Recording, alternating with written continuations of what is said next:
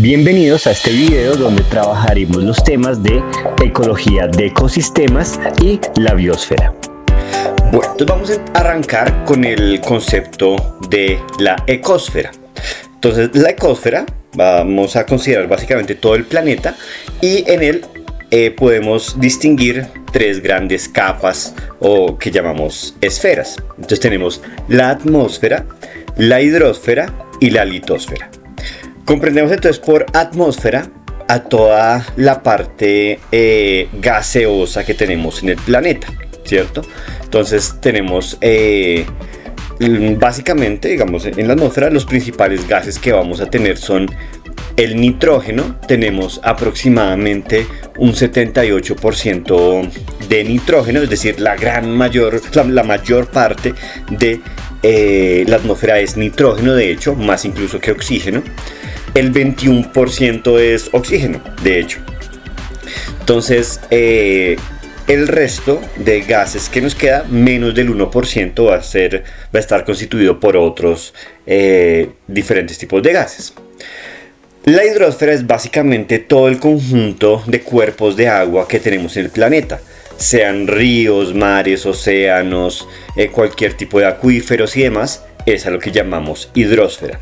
Hidro hace referencia a agua y bueno, esfera es como la parte de la ecosfera en la que se encuentran esos cuerpos de agua. Y la litosfera, por último, es toda la zona rocosa, ¿cierto? Las rocas. Litos quiere decir roca.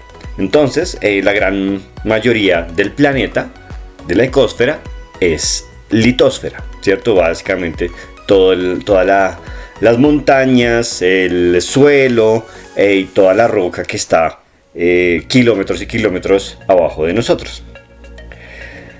Dependiendo del grado de incidencia del Sol, podemos distinguir diferentes zonas teniendo en cuenta el grado de inclinación que tiene la Tierra respecto a la órbita del Sol.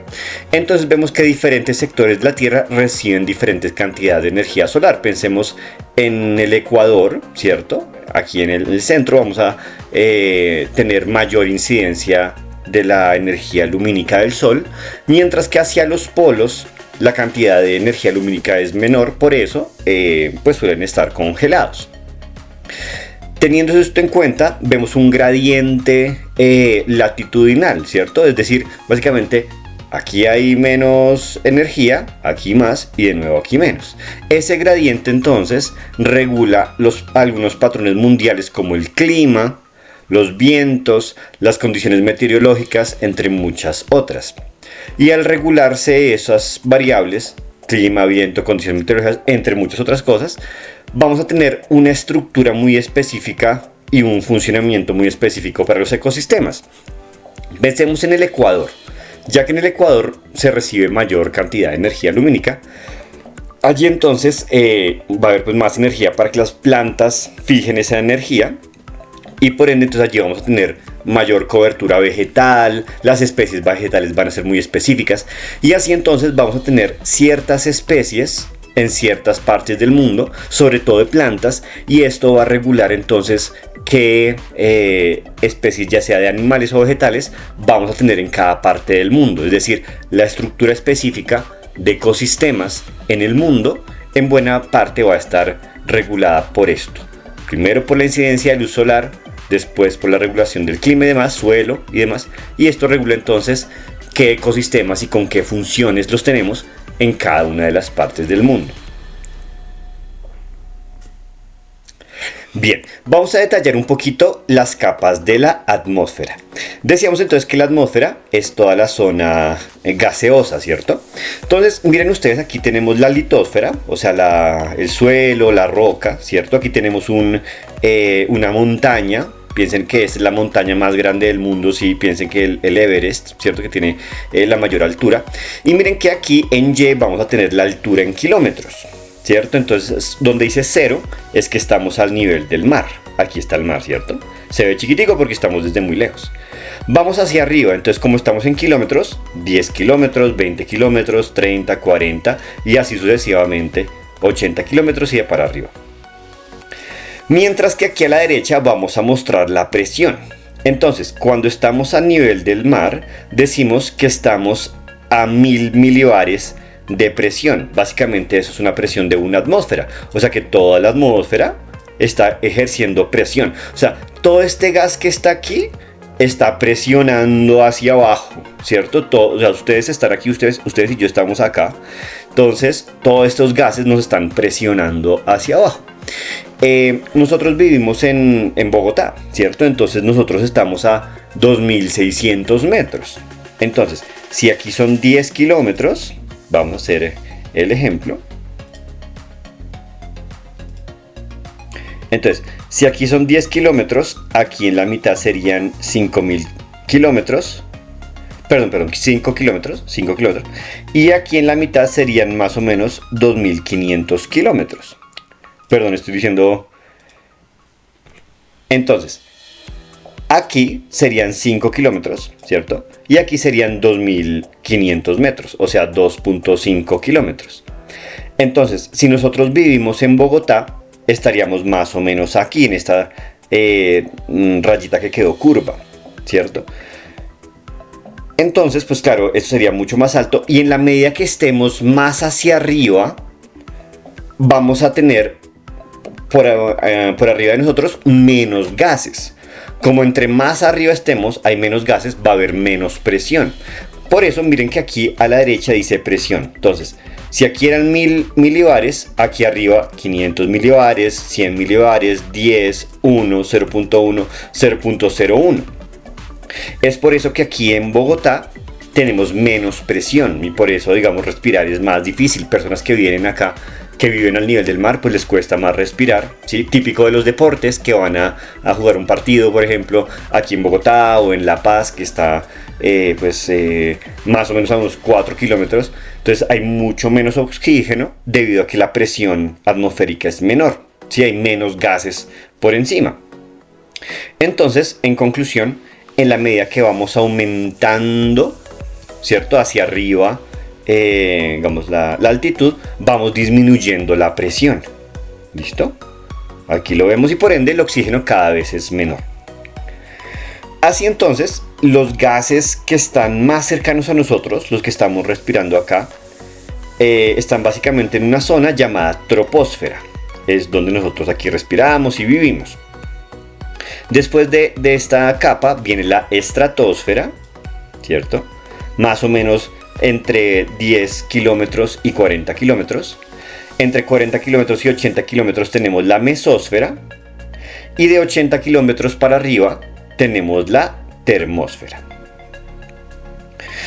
Ahora ya analizamos altura y presión. Ahora miremos la temperatura. Miren, muchachos, que en promedio, aquí al nivel del mar, en la Tierra, digamos cerca de la litosfera, el promedio de temperatura global, o sea, de todo el mundo, es este de aquí, es este punto.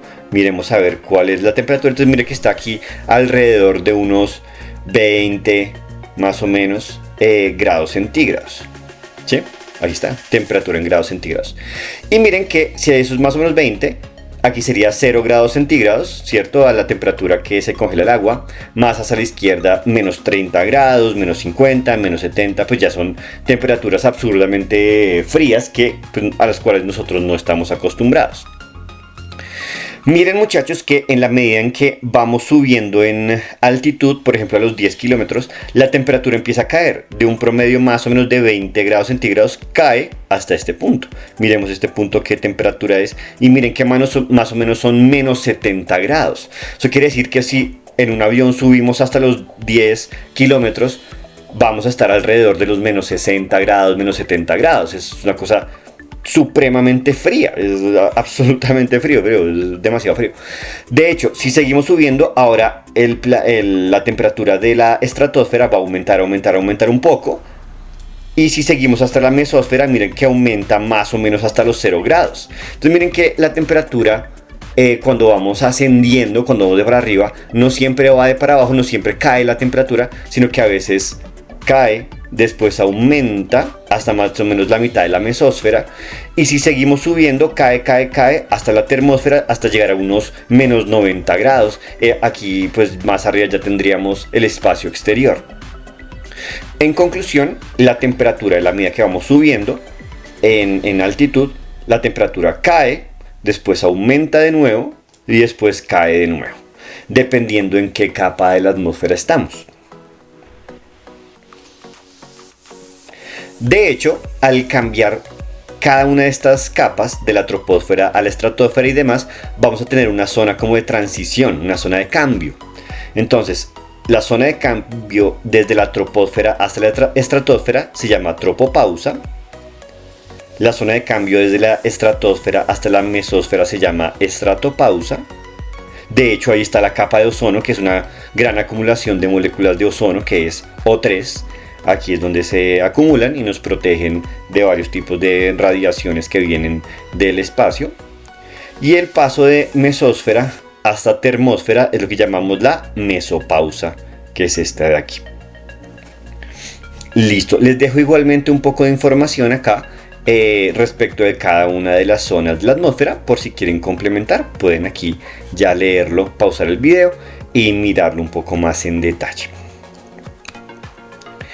Bueno, teniendo en cuenta entonces eso, es lo que hemos venido hablando de la diferencia de incidencia solar en todo el mundo.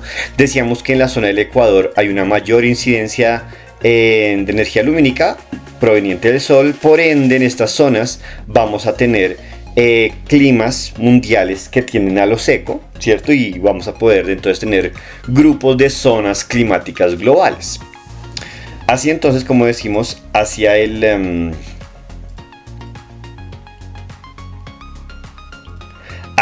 el Ecuador tenemos una zona climática global seca. Un poco más hacia el sur vamos a tener toda esta zona tropical, ¿cierto? Aquí lo vemos en moradito. Posteriormente entonces vamos a tener los climas templados más hacia el sur o un poco más hacia el norte, ¿cierto? Hacia el nororiente de América o suroriente de América, también en Asia, en esta zona de Asia y en esta zona de Europa o hacia el suroriente de Australia. Tenemos las zonas frías, principalmente hacia el norte de América y norte de Asia, un poco de Europa también. Y por último las zonas polares, que ya serían los polos, ¿cierto? Norte o sur, que encontramos zonas pues congeladas. Generalmente estas zonas climáticas globales coinciden con patrones de vegetación y suelo, como decíamos antes. Teniendo en cuenta la cantidad de luz solar que llega, vamos a tener específicos patrones de vegetación, ¿cierto? De plantas, y por ende tenemos adaptaciones particulares en ellas que van a generar suelos muy particulares, dando origen pues a estas, no solo a las zonas climáticas como tal, sino también a los ecosistemas que allí van a encontrarse. Listo. Aquí entonces es supremamente importante decir que si todo esto depende de la energía que viene del Sol, es muy importante retomar el concepto de fotosíntesis, ¿cierto? Que ya hemos venido trabajando en otros videos. Les recomiendo pues revisarlos. Pero entonces básicamente decimos que a partir de la luz solar, ¿cierto? Las plantas la van a absorber. Esa absorción, esa captación de energía, recordemos que se va a fijar en compuestos orgánicos. Básicamente la fotosíntesis es eso, ¿cierto? Coger la energía lumínica del Sol y fijarla en compuestos de carbono de alta energía como la glucosa, entre otros carbohidratos. Así entonces vamos a tener una tasa de asimilación de energía que la llamamos productividad bruta. Entonces, la productividad bruta es toda esa energía que se logró fijar desde el Sol a compuestos de carbono, ¿cierto? A eso le llamamos la biomasa. Entonces, la biomasa son todos los compuestos de carbono que tenemos en el cuerpo, ya sea el cuerpo de una planta, ¿cierto? En ese organismo o en cualquier otro organismo, llámese un mamífero, un ser humano y demás. Entonces, esa productividad bruta es todo lo que se pudo fijar, ¿cierto? En biomasa. Pero a esa cantidad de energía que se fijó, un poquito de esa energía se va a perder. Entonces un poco se pierde en forma de calor y otro poco se pierde en forma de respiración. Recuerden que veíamos también que cuando expiramos dióxido de carbono. como tiene carbono, ahí estamos perdiendo un poco de ese carbono que se fijaría. Entonces esa pérdida por respiración que se da en el ciclo de Krebs, en la mitocondria, pues va a ser pérdida de energía al igual que el calor. Entonces, si a la productividad bruta le restamos las pérdidas de calor y respiración, vamos a tener la productividad neta, o sea, lo que en verdad nos queda. Aquí sería la ecuación, ¿cierto? Productividad neta es igual a productividad bruta menos la materia orgánica consumida por el nivel 1, o sea, quien se lo coman, además de las pérdidas por calor y respiración. Entonces, a partir de lo que se produjo neto, ¿cierto? Vamos a ver que esa biomasa, o sea, lo que las plantas generaron de masa en sus propios organismos, en ellas mismas, algunos organismos pues se las van a comer, ¿cierto? Las van a consumir. Entonces, si las plantas las llamamos los productores primarios, que son los que fijan la energía por fotosíntesis en sus cuerpos, en su biomasa, los productores primarios se lo van a comer a ellos. Entonces todos esos son productores primarios, ¿cierto? Es decir, son organismos pues, que consumen vegetales. Ojo, no vayan a decir vegetarianos, porque vegetarianos se los llamamos a las personas, no a los animales. Entonces ellos consumen a los productores primarios y estos entonces son consumidores primarios porque comen directamente vegetales. A esos consumidores primarios se los comen estos otros consumidores, así que ellos se llaman consumidores secundarios porque se los comen a ellos. Y a estos consumidores secundarios se los comen los consumidores primarios, que serían estos, un puma, un búho, pero también los seres humanos. Los seres humanos, pues estamos arriba en la cadena, las redes tróficas, ¿cierto? En este caso, porque nosotros en particular somos omnívoros y estamos pues comiendo aquí, básicamente, estamos en la parte más alta de esta red. Ahora, uno se puede preguntar, ¿y entonces a ellos quién se los come, no a nosotros? ¿Cierto? Porque ya no hay nadie más arriba. Entonces, lo que normalmente pasa es que hay algunos, sobre todo microorganismos, que cuando nosotros morimos o cuando ellos mueren, los van a comer, ¿cierto? Y esa comida, el comérselos a ellos, hace que esa materia que iba acá se recicle. Lo degradan y vuelva a empezar desde abajo. Entonces, ¿quiénes son los organismos que comen esa materia? Básicamente los organismos llamados saprófagos. Entonces, ellos hacen la descomposición de la materia orgánica. Tenemos básicamente dos tipos de saprófagos: los detritívoros y los descomponedores. Los detritívoros hacen un proceso que se llama humificación, es decir, fraccionan el alimento por medio de la digestión, ¿cierto? Y al hacerlo, generan tierra fértil, es decir, humus. El humus es tierra fértil. Básicamente, entonces, digamos, muere este animal. Entonces, los detritívoros comen sus restos y por medio de su digestión van a dejar, digamos, productos orgánicos, o sea, sustancias hechas de carbono en la tierra, y esa tierra entonces va a quedar fértil. ¿Por qué fértil? Porque tiene una gran cantidad de nutrientes, que son todos esos compuestos de carbono que ellos degradaron, y estos compuestos de carbono los van a tomar entonces los productores primarios, se van a alimentar de ello y van a reciclar toda esa materia. Por eso decimos que en la naturaleza la materia se recicla, ¿cierto? Unos se comen a otros y al final, cuando estos mueren, vuelve todo el ciclo de la materia, ¿cierto? Similar a los descomponedores, que son bacterias y hongos. Ojo, los descomponedores no producen, digamos, su producto final no son compuestos orgánicos, sino que son compuestos inorgánicos.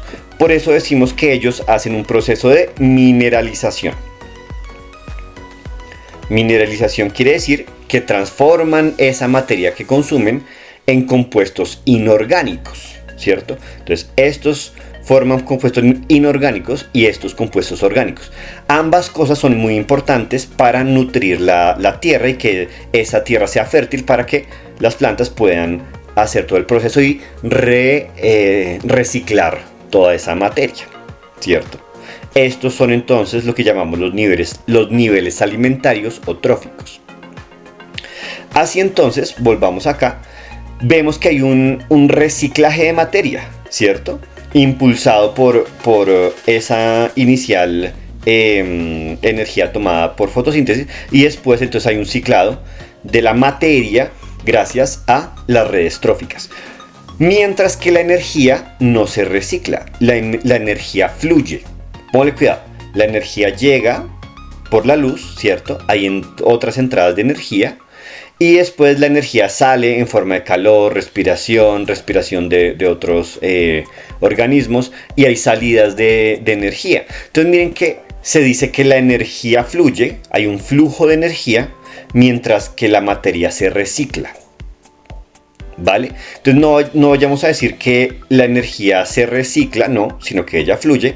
Y no vayamos a decir que la materia fluye, sino que ella se recicla dentro de un ecosistema. ¿Listo? Hay veces que ese ciclado puede ser rápido en las redes tróficas, pero hay veces que pueden haber depósitos de nutrientes, por ejemplo en los suelos y demás. Vemos entonces que no es un sistema cerrado, hay entradas y salidas.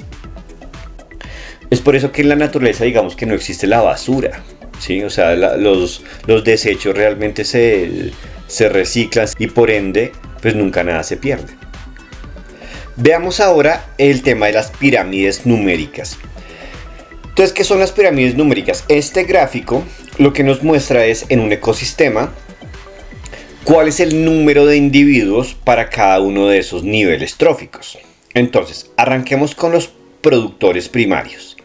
Entonces, cuando los productores primarios son pequeños, como por ejemplo el pasto y demás, miren que el número de individuos es muy grande.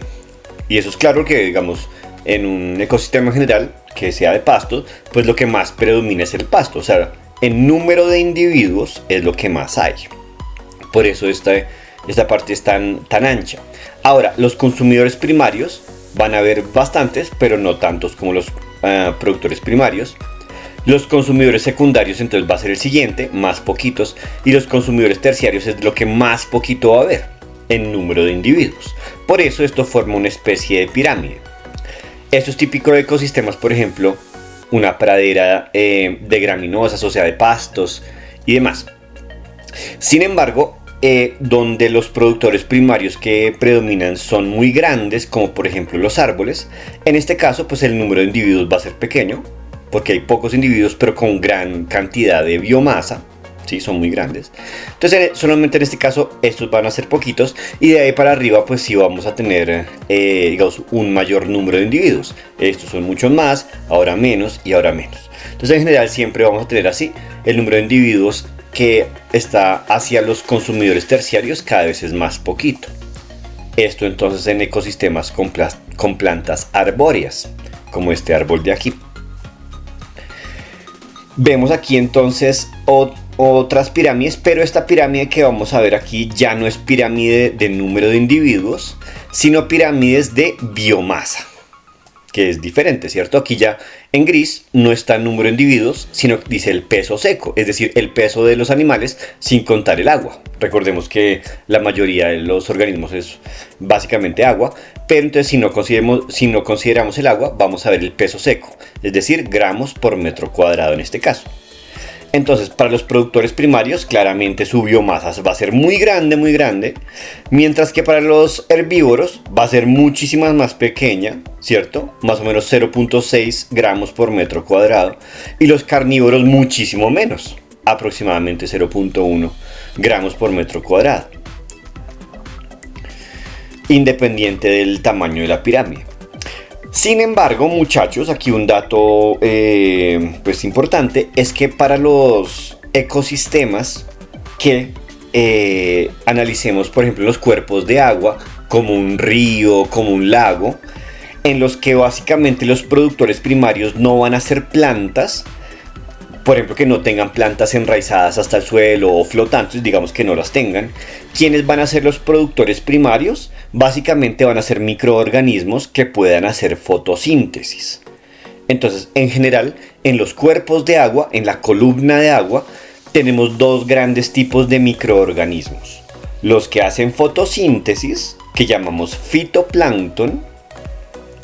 Fito quiere decir planta, ellos no son plantas como tal, pero pueden hacer fotosíntesis. Y zooplancton, zoo quiere decir animal. Entonces el zooplancton son los microorganismos que no hacen fotosíntesis. ¿Listo? Fito hace fotosíntesis, zoo no hace fotosíntesis. Plancton en general quiere decir esos microorganismos que están en la columna de agua, que no pueden nadar grandes distancias a voluntad, sino que son arrastrados por la corriente, ¿cierto? Que son muy pequeños. Típico, digamos, como esto, ¿no? Incluso plancton, que de pronto han visto en Bob Esponja, es precisamente un plancton, porque es un microorganismo, así pequeñitos, todos estos, la mayoría de estos solo se pueden ver al microscopio, y entonces pues son arrastrados por la columna de agua, por la corriente del agua. Ellos no hacen fotosíntesis, por ende son zooplancton. Y estos sí hacen fotosíntesis, por ende son fitoplancton, como las euglenas y demás. Hacen las algas unicelulares, son fitoplancton y demás. Así entonces vemos que en ellos, en estos de aquí,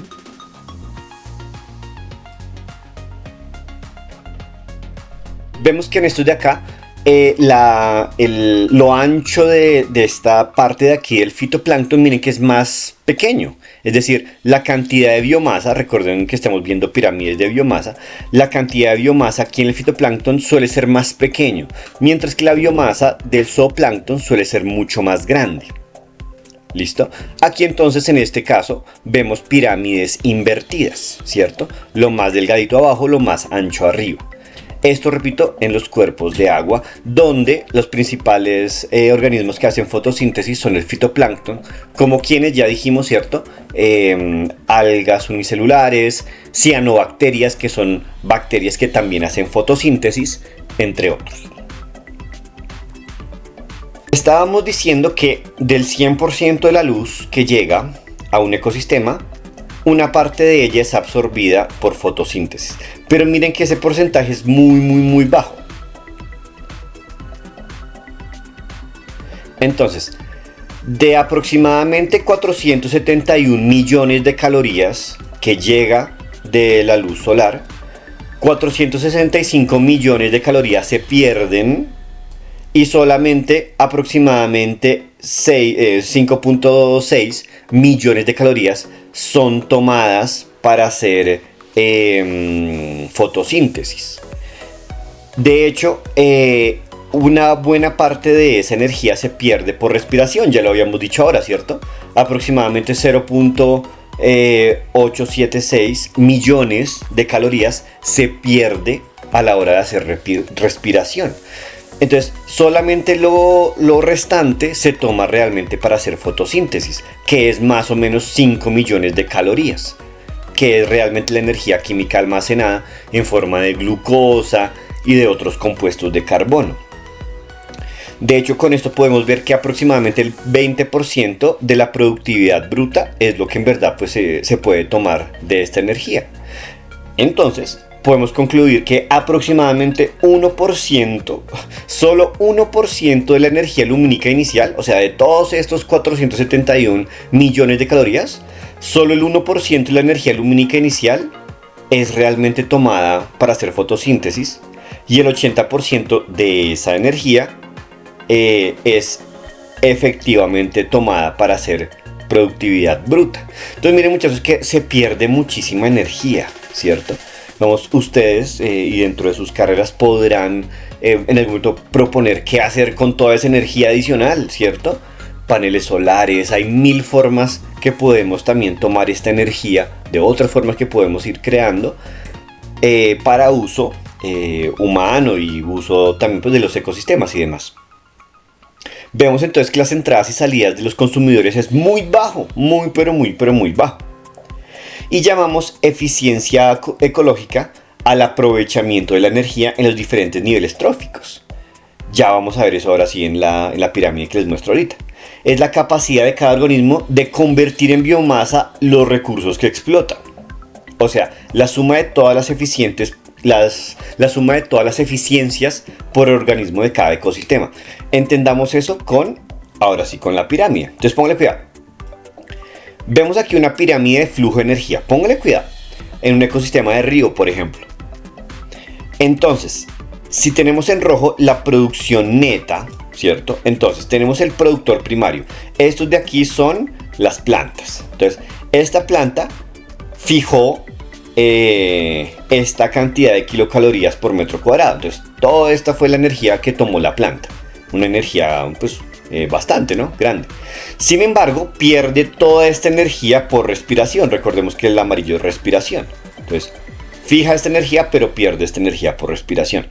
Ahora, póngale cuidado. De toda la energía que fijó en su cuerpo, ¿cierto?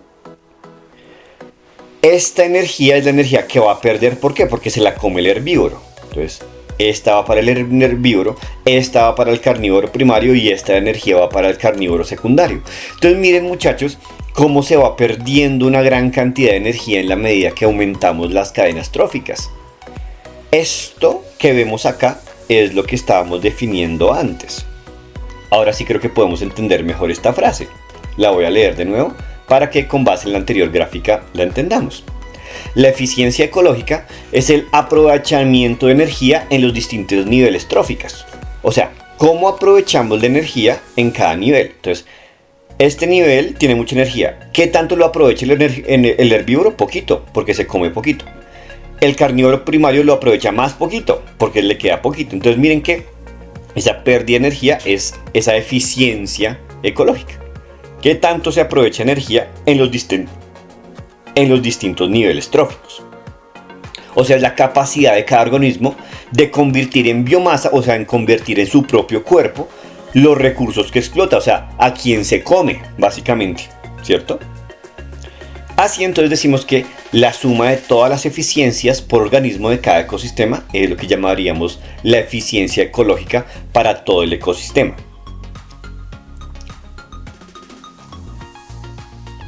Ok, aquí vamos a hacer un ejemplo y yo quisiera preguntarles. Entonces, ¿ustedes qué consideran? Vamos a hacer aquí una tabla y tenemos diferentes ecosistemas. Un ecosistema en un océano abierto, lagos y arroyos, ciénagas y marismas. Vean ustedes la selva tropical, imagínense ustedes el Amazonas, algo bien grande, o un bosque templado, ¿sí? Lleno de árboles. O piensen ustedes un desierto o un semidesierto. Les voy a preguntar. Entonces, si aquí tenemos la productividad primaria neta, o sea, gramos por metro cúbico al año, o la biomasa en kilogramos por metro cuadrado, ¿ustedes qué creen? ¿Qué va a tener, digamos, en cuál ecosistema vamos a tener que los organismos tienen más biomasa? O sea, que hay más organismos, hay más diversidad. ¿En cuál creen ustedes? ¿En una selva tropical o en un desierto? ¿En cuál de los dos creen que hay más biomasa? En la selva tropical, ¿cierto? Debe haber más, claro, obvio. Perfecto. Ahora ustedes, ¿dónde creen que debe haber más biomasa? ¿En el desierto o en el océano abierto?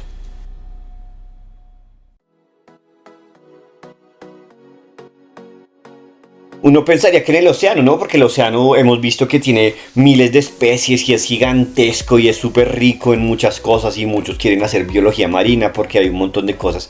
Uno podría pensar eso, pero miremos que la realidad es la siguiente, que es algo un poco loco, pero tiene mucho sentido ya que ahorita que lo vemos. Entonces ustedes dijeron, selva tropical tiene 12, ¿cierto? 12 kilogramos por metro cuadrado, selva tropical.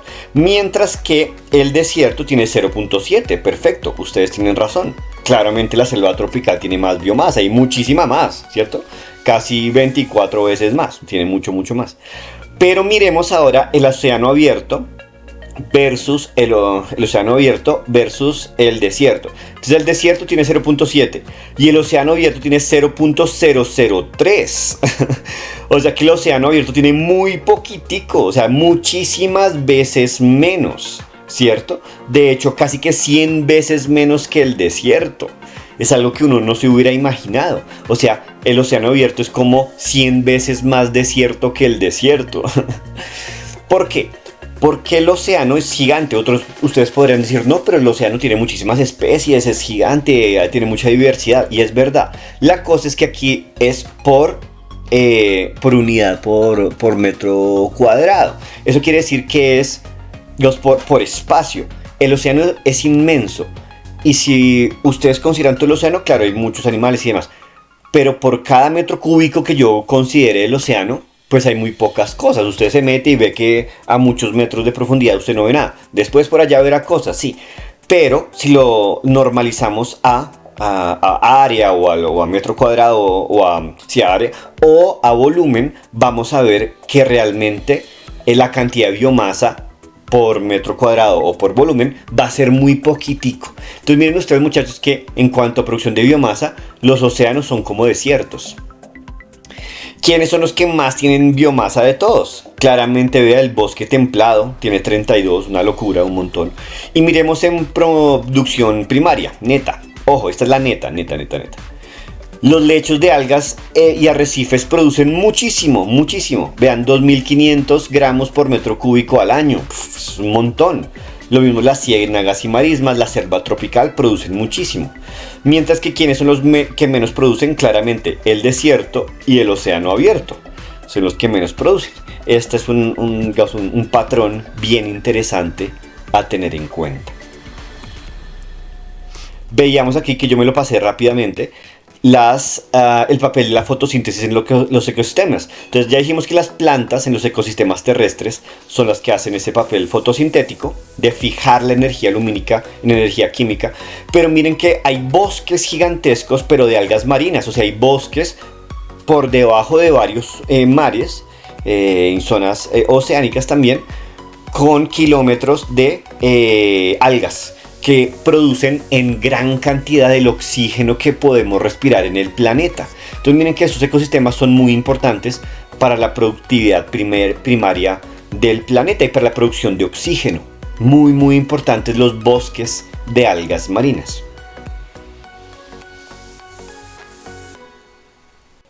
Ok, mis muchachos, vamos a continuar con un concepto también bien importante, y es el concepto de dinámica de parches.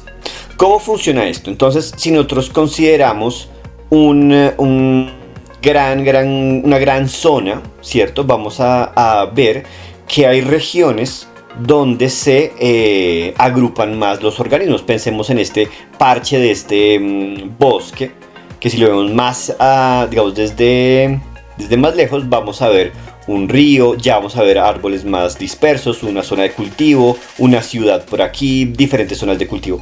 Si miramos entonces toda esta gran zona, vamos a ver pequeños parches, que son pequeños parches básicamente de bosques o de zonas de cultivo o la misma ciudad, los ríos que están atravesándolos a ellos y demás.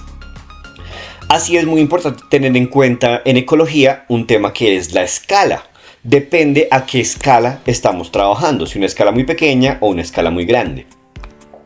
Así entonces, en general, vamos a ver que los diferentes parches normalmente deben estar conectados por corredores, no siempre, pero muchas veces sí. ¿Para qué? Para facilitar el traslado de los individuos, básicamente para dos, aunque para muchas cosas más. Sobre todo para dos cosas, que es para poderse alimentar, ¿cierto? Para llegar a explotar los recursos, ¿cierto?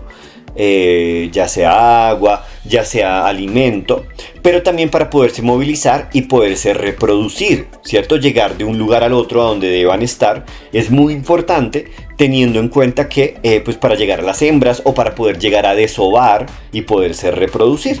Entonces es muy importante el tema de los corredores. Tenemos el parche A, parche B, parche C, sus corredores, y todo lo demás, lo que predomina es la matriz. Podría ser, por ejemplo, pasto y demás.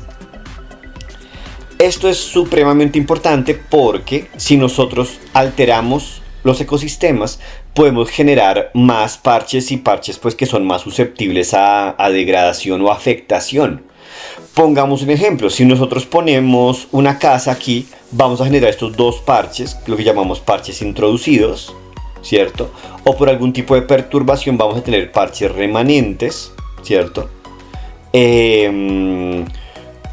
Todo a partir de la matriz original que teníamos, pues que en este caso es pasto. ¿cierto? Entonces, piensen ustedes, peor aún, si nosotros construimos una avenida y esa avenida rompe los corredores, le va a impedir a los animales o a las especies que tengamos acá movilizarse de un parche al otro. Entonces, ¿qué va a pasar? Les va a ser más difícil conseguir recursos, le va a ser más difícil la conectividad para flujo génico, es decir, para reproducirse, para encontrar las hembras y reproducirse, o para desovar y demás. Es por eso que crear alteraciones como vías y demás que rompan la conectividad de los parches o la conectividad ecológica en general es de lo que más altera los ecosistemas y puede deteriorarlos a un punto que incluso puede generar extinciones de especies. Por esto es un tema muy muy delicado. De hecho, miren ustedes esta imagen que es súper linda y súper bien explicativa. Entonces, tenemos un hábitat interior con especies interiores. Entonces, piensen que esto es un bosque. Entonces, adentro hay algunos diferentes animales que pueden caminar por ahí, adquieren sus recursos, se reproducen y demás. Y hay otros que, digamos, pueden caminar por la periferia, que sería el hábitat de orla con especies de orla, o sea, como periféricos. Ellos pueden caminar por ahí, pero no todos. Miren que hay unos que tienen que vivir solamente en la parte interna. Ahora, si yo fragmento el hábitat, rompo eso por la mitad, entonces va a las especies que necesitan vivir en la parte interior, les va a quedar mucho más poquito, va a ser más reducido el espacio para ellas, el hábitat, va a ser complicado, y va a haber mayor zona de orla, mayor zona externa, lo que ya llamamos también el borde. Esto entonces va a hacer a estas zonas pues, más susceptibles a ¿qué? Al borde. O sea, los bordes son como básicamente por donde te está impactando el ecosistema. ¿Impacto qué? De contaminación por gases que vienen de los carros de la carretera, o contaminación auditiva, así por ruido se van a estresar estos animales. Entonces miren que además de cortar la conectividad, generan disminución en el espacio interno, genera más borde, o sea, mayor afectación, y pues entonces por todas estas circunstancias se pueden afectar terriblemente los ecosistemas. Es una cosa muy negativa. Para esto nos ayuda mucho, digamos, las imágenes satelitales para ver en el tiempo cómo lo que hemos generado nosotros en los ecosistemas pueden influir positivamente o negativamente, y cómo las áreas que eran naturales pues van cambiando en el tiempo. Con esto entonces podemos estudiar las formas en que estamos diezmando los ecosistemas, las dinámicas que están ocurriendo a su interior. Por ejemplo, el tema que veníamos hablando de los bordes, ¿cierto? Entonces, si inicialmente el ecosistema era así como continuo, y yo hago, digamos, unos cortes acá porque hice una carretera, o porque podé, o porque, bueno, hice cualquier tipo de introducción de una perturbación. Miren ustedes que en amarillo están los bordes. Entonces este va a ser el borde, este va a ser el borde. Y entre más yo genere bordes, miren que va a ser mayor el área que va a estar afectando al ecosistema. O sea, hay mayor área por donde va a llegar la contaminación, mayor área por donde va a llegar el ruido. O sea, mayor área para afectar el ecosistema. Entonces es lo que llamamos el efecto borde. Entre más yo destruyo, digamos, hago bordes, más susceptible es ese ecosistema de verse afectado. Es más, el efecto borde se puede empeorar si ese borde no es lineal, sino que es más, por ejemplo, sinusoidal, si tiene como curvaturas, o si es más ancho y demás, depende de lo ancho y la forma. Puedo generar más o menos efecto borde. Todo esto entonces va generando fragmentación del hábitat, va generando perturbaciones muy importantes al ambiente. ¿De qué formas en algunas ocasiones se intenta solventar esto? Entonces, si partimos de este caso que estábamos hablando de fragmentación del hábitat, en el que la carretera está rompiendo en dos este ecosistema, ¿qué podemos hacer entonces para mantener la conectividad entre los parches? Que eso fue lo que pasó por la carretera, se perdió la conectividad entre los parches, por ende afecta el movimiento, ¿cierto? El tráfico de las especies de un parche al otro para poderse reproducir, para tomar recursos y demás. Algo que se puede hacer es hacer conectores ecológicos. Ok, si tenemos que poner una carretera, en algunos casos se podría hacer manteniendo un cierto conector entre los parches para que los animales aún se puedan desplazar, puedan ir de un lado al otro para poder tomar recursos, por reproducirse y demás. Obviamente siempre y cuando la contaminación por los carros, tanto química como auditiva, no sea terrible y demás, pero en algunos casos se hace esto para no afectar tan drásticamente los ecosistemas. Casos típicos, digamos, muy famosos es el de los salmones. De pronto ustedes hayan escuchado que los salmones pasan de tierras bajas a tierras altas para poder desovar, para poderse reproducir, y para hacerlo nadan a contracorriente. Esto es tremendo, que son súper fuertes y nadan hacia arriba en contra de la corriente para llegar al lugar donde van a desovar, donde se van a reproducir.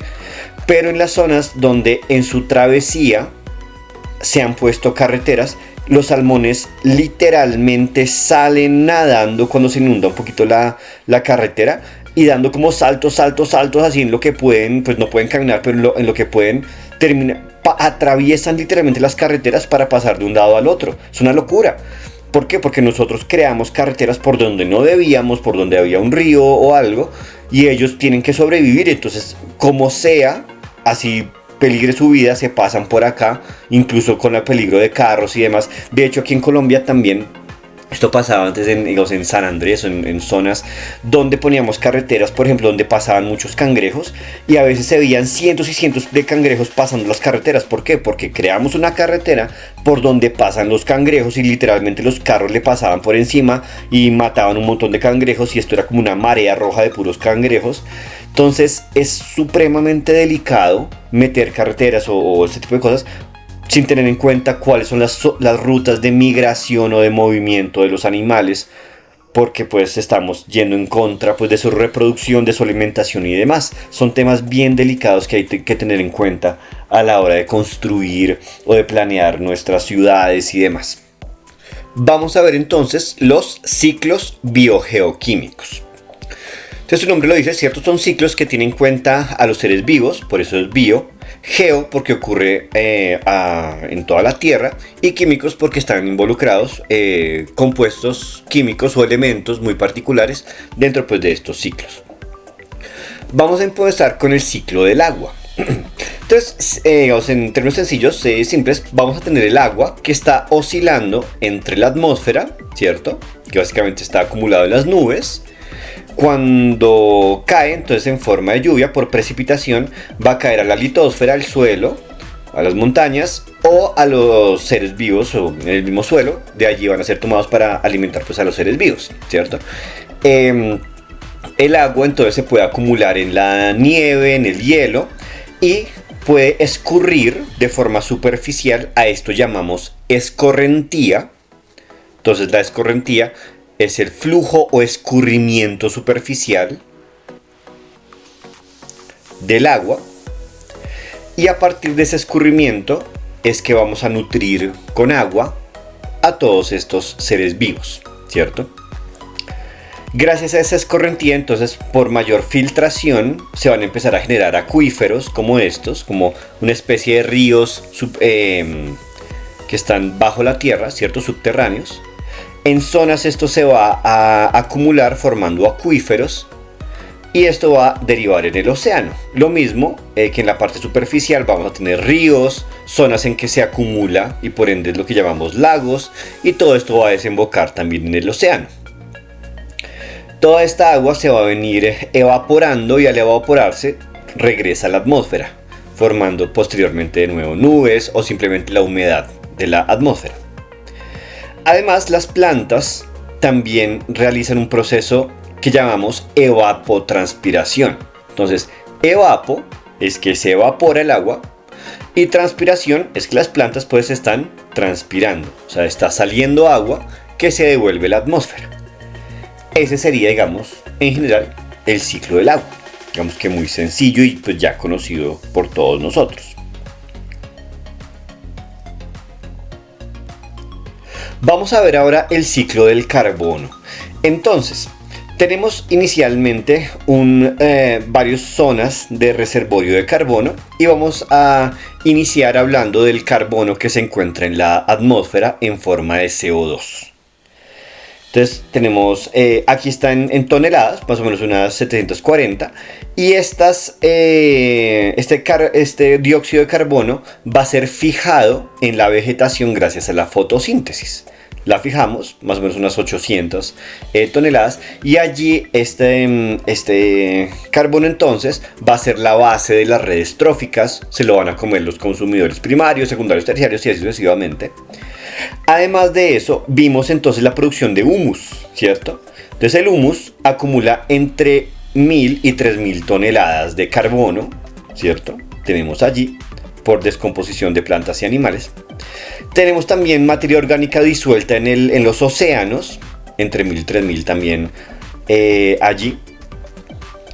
Por descomposición vamos a tener sedimentos que acumulan una enorme cantidad de carbono, aquí lo vemos mucho más, y en los subsuelos, mucho más abajo, vamos a tener una enorme cantidad también de acumulación de carbono, básicamente los combustibles fósiles. Recordemos que ellos se han generado por grandes presiones y temperaturas después de millones de años.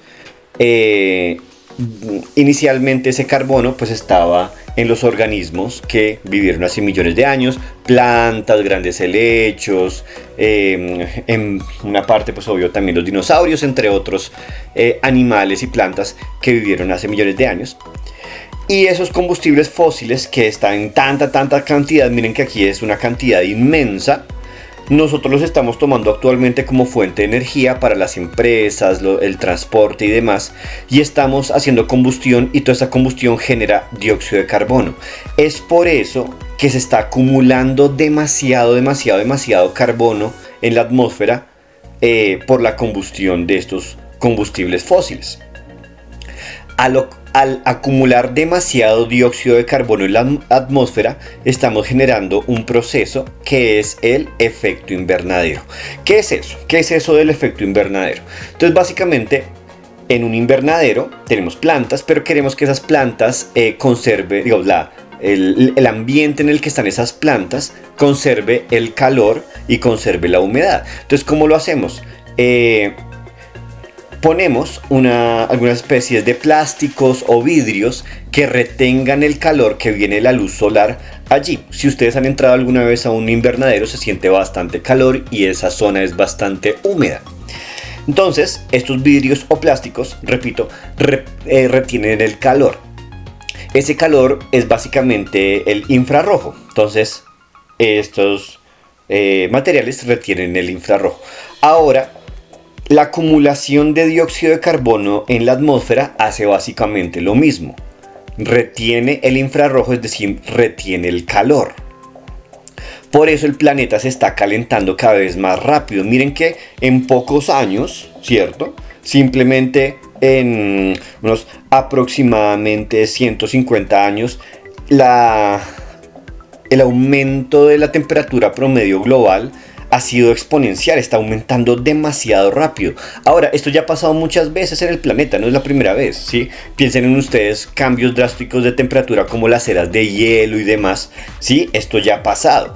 Pero entonces, ¿qué es lo novedoso? Que está pasando demasiado rápido, ¿sí? En unos 150 años ya hemos subido algunos grados centígrados en tan poco tiempo. O sea, por eso es que este cambio de clima, lo que llamamos el cambio climático tan acelerado, se está volviendo un problema porque está cambiando patrones climáticos y demás, lo que tiene una afectación directa en la fisiología, o sea, en el funcionamiento de plantas y animales y demás en el planeta.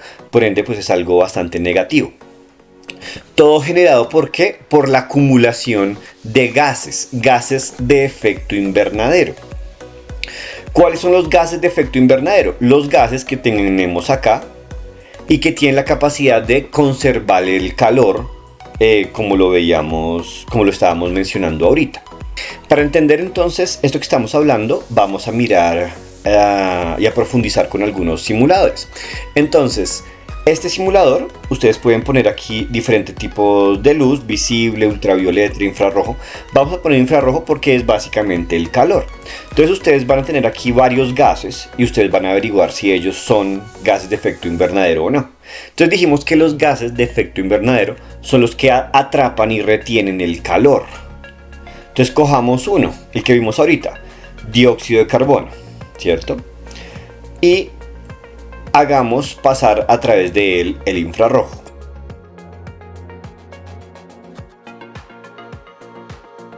Vemos que el dióxido de carbono retiene ese calor y lo devuelve.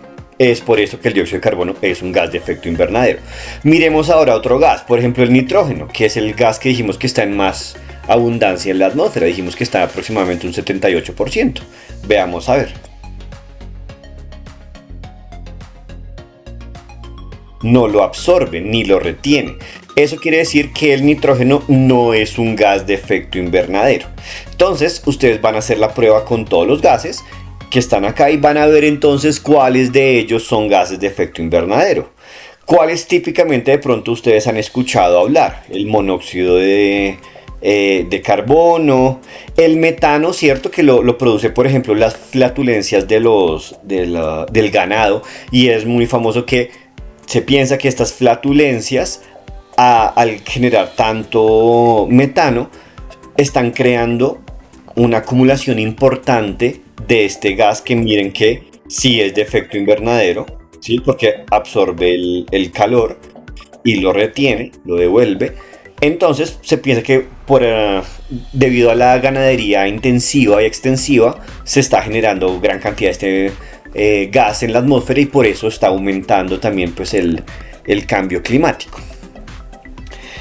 Tenemos otro simulador también que vamos a ver y es este, que básicamente nos muestra cómo la luz que llega, un poco de ella por las nubes se va a reflejar y se va a ir, mientras que hay otra que al llegar a la Tierra va a generar infrarrojo, que es el calor, y un poco de él miren que se devuelve por los gases de efecto invernadero. Entonces miren muchachos que los gases de efecto invernadero son buenos porque mantienen el calor en la Tierra. O sea, el calor en la Tierra es algo bueno, o si no la Tierra sería excesivamente fría. Entonces repito, los gases de efecto invernadero son buenos. ¿Cuál es el problema? Que estamos acumulando demasiado y ya se está calentando demasiado el planeta. Entonces si ustedes se van acá, vamos a mirar cómo era el planeta en 1750 y van a ver que el promedio de temperatura en la Tierra ya no lo va a marcar aquí. Esperemos y miramos. Está alrededor de los 13 grados, entre 13 y 14 grados. Ahora, miremos en 2020, con todas las empresas, las fábricas que han generado mayor cantidad de gases de efecto invernadero, su acumulación y demás. Y miren que ya aumentó casi 2 grados centígrados el promedio global, la temperatura en muy poco tiempo. Eso es una locura, eso es muchísimo. Entonces ustedes van a poder aquí jugar. Miren ustedes en la era de hielo, claro, había más hielo aquí, entonces se reflejaba más la luz, la temperatura era menor.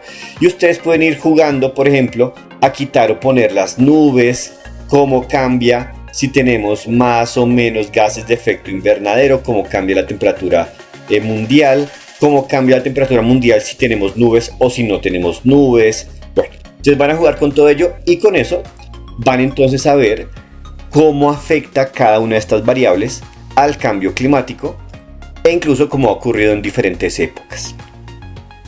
Eso para poder responder los retos del video anterior en el que habíamos trabajado pues una serie de preguntas relacionadas con todo este tema, específicamente en ese video de la relación entre la naturaleza y la sociedad, ¿cierto? Desarrollo sostenible y todo lo demás. Listo, mis muchachos. Vamos a continuar entonces. En conclusión, la acumulación excesiva de gases de efecto invernadero en poco tiempo, en pocos años, están generando un efecto invernadero muy intenso en la actualidad, haciendo que en pocos años la temperatura promedio global del planeta se incremente de forma drástica y muy rápida. Y esto entonces ha generado el cambio climático, un aumento de temperatura abrupto en poco tiempo. que tiene efectos negativos en el clima, en el funcionamiento y en la fisiología de los organismos y demás.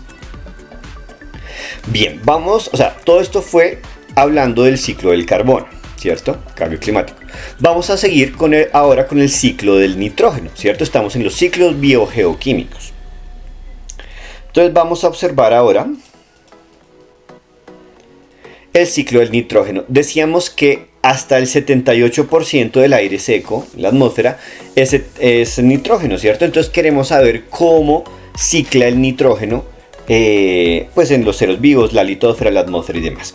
Entonces, si inicialmente tenemos el nitrógeno atmosférico, ¿cierto? Que es básicamente N2, él, si recuerda un poco de su química, tiene un estado de oxidación 0, ¿cierto? Entonces, en la medida que va pasando ese nitrógeno a diferentes compuestos de nitrógeno, va a cambiar su estado de oxidación. Entonces, el nitrógeno atmosférico va a ser fijado gracias a las bacterias, a bacterias muy específicas que tienen las enzimas para hacer ese proceso, y lo van a fijar a nitratos. Como son nitratos, ahora entonces ha cambiado su estado de oxidación.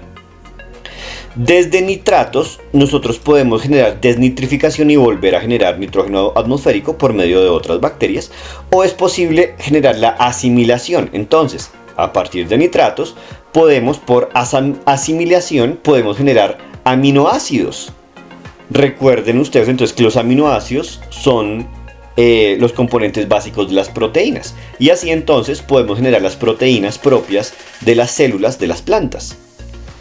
Aquí entonces ya tenemos aminoácidos, los animales se las comen y pues generan sus propias proteínas, y así entonces se recicla el nitrógeno, ¿cierto? Estamos en el ciclo del nitrógeno. Ahora, cuando los animales orinan, por allí botan el nitrógeno y entonces van a generar amonio o amoníaco, depende del tipo de animal que estemos hablando. Otras plantas y animales y tejidos de animales entonces van a degradarse también, y vamos a generar un proceso de amonificación que también genera amonio o amoníaco. Estos compuestos, que son compuestos de nitrógeno con otro estado de oxidación, van por medio de un proceso de nitrificación, ¿cierto? Por otros microorganismos, van a generar nitritos. Recuerden que los nitritos es también compuestos de nitrógeno con otro estado de oxidación.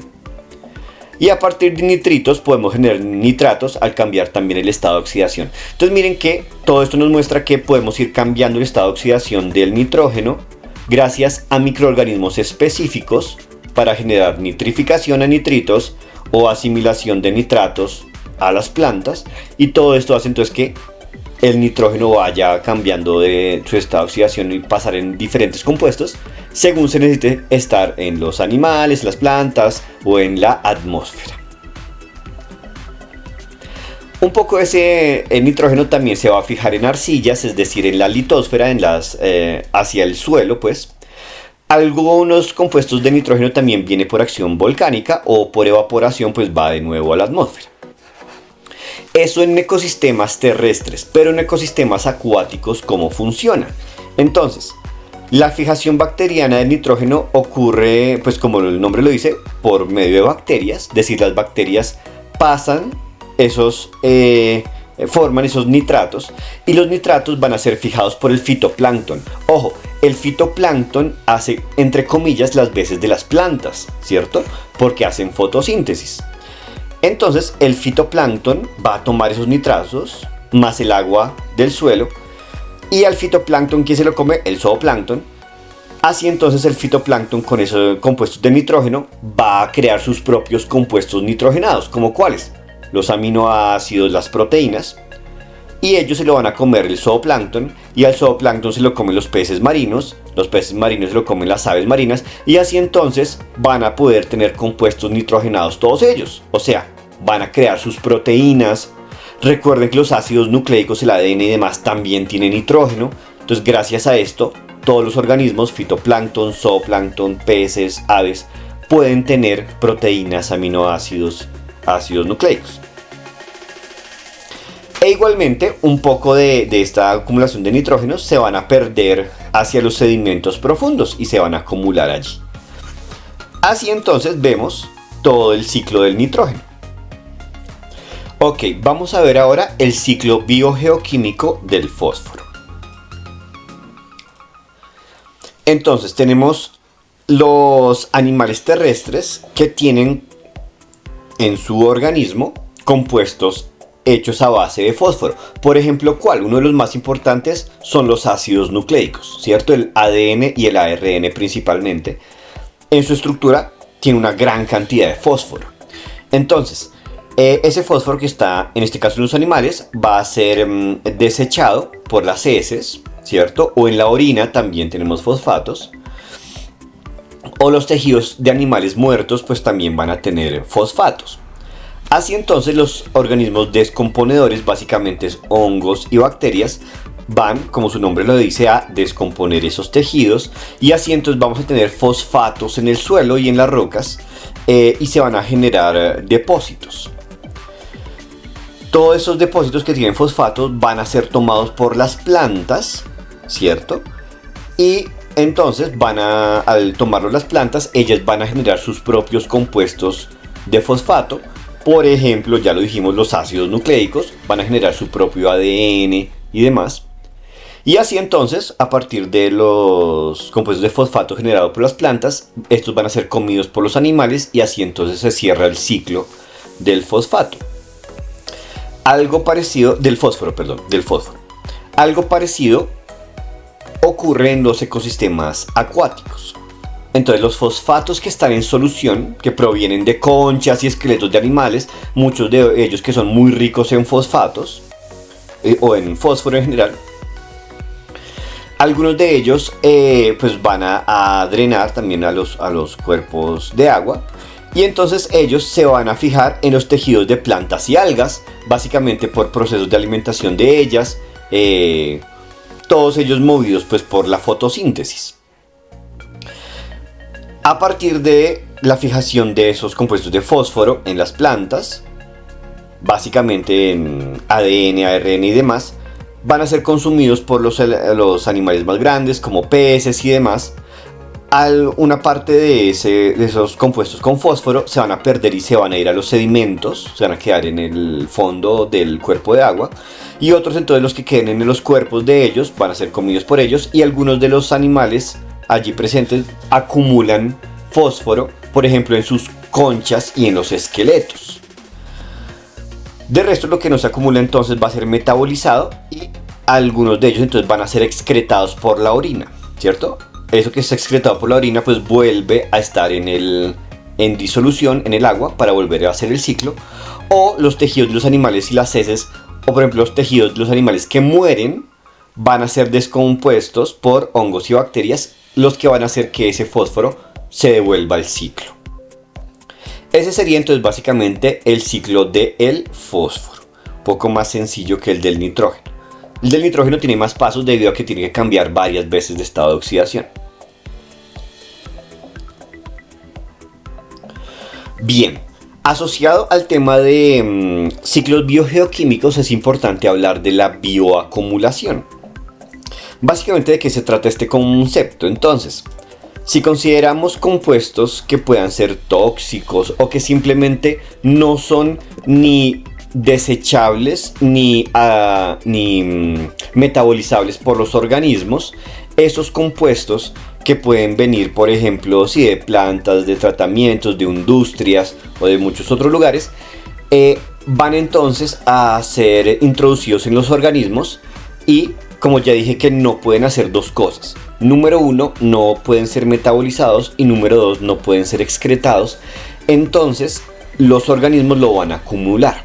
Entonces pensemos un ejemplo particular, el mercurio. Entonces, si el mercurio entra en estas plantas por su desecho inadecuado en cuerpos de agua, estas plantas no lo pueden desechar ni metabolizar, por ende lo van a acumular en sus tejidos.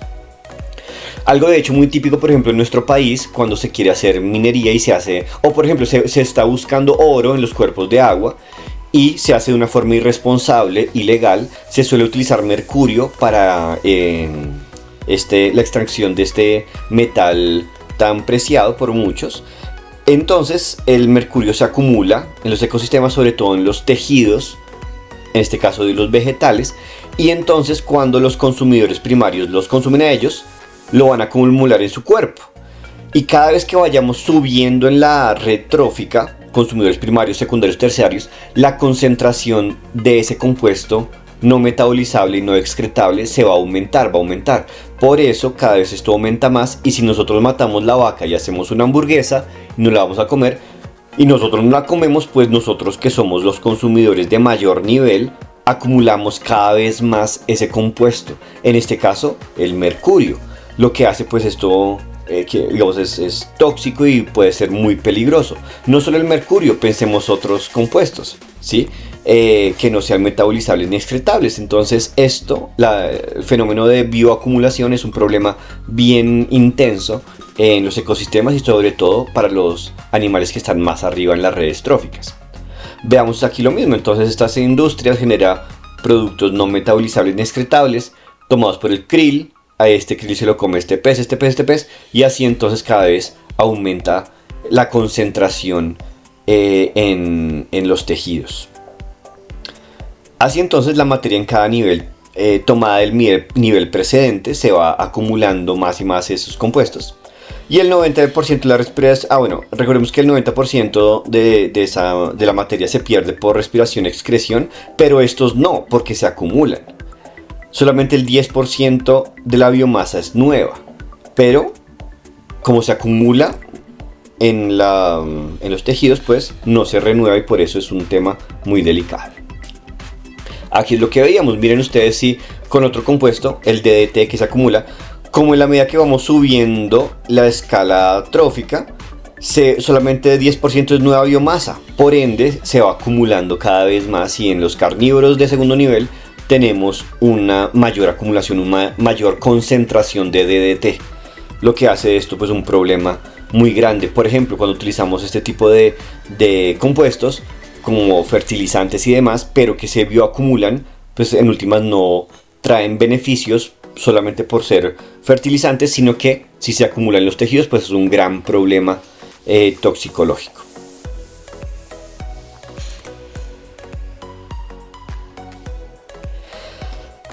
Ok, vamos a pasar a un concepto muy importante que yo sé que les va a ser muy útil, y es el concepto de servicios ecosistémicos. Entonces, los ecosistemas nos prestan una gran cantidad de servicios, algunos de los cuales, digamos entre comillas, los más obvios que todos solemos conocer, son aquellos asociados al aprovisionamiento, que son estos en verde oscuro: los alimentos, el agua potable, los recursos para medicina, las materias primas. Es un poquito lo más obvio, pero hay muchísimas otras funciones y servicios que nos prestan los ecosistemas. Algunos, digamos, no muy famosos. Sigamos por otros que son un poquito ya más conocidos: los de sostenimiento, claro, la fotosíntesis, el ciclo de los nutrientes, que ya los vimos ahora, la formación del suelo, claramente son muy importantes, ¿cierto? Ya vimos dos categorías: aprovisionamiento y sostenimiento. Pero hay otras dos categorías que digamos que no son tan obvios, pero nos dan unos beneficios muy importantes a los seres humanos e igualmente para la naturaleza en general. Empecemos por la regulación. Póngale cuidado. Todos los servicios ecosistémicos de regulación. Por ejemplo, regulación de la calidad del aire. Claro, los árboles, las plantas son como filtros que nos proveen pues oxígeno. Importantísimo, la regulación del clima. Si en nuestras ciudades no tuviéramos suficientes árboles, el clima sería totalmente distinto, los vientos serían muy diferentes, la humedad sería muy distinta. Entonces los ecosistemas regulan el clima, la vegetación específica que tenemos regula el clima. Eso es muy importante. Regulación del ciclo del agua, regulación de la erosión, ¿cierto? Al tener, digamos, más árboles, evitamos que pegue fuerte los vientos y erosionen, por ejemplo, los ecosistemas.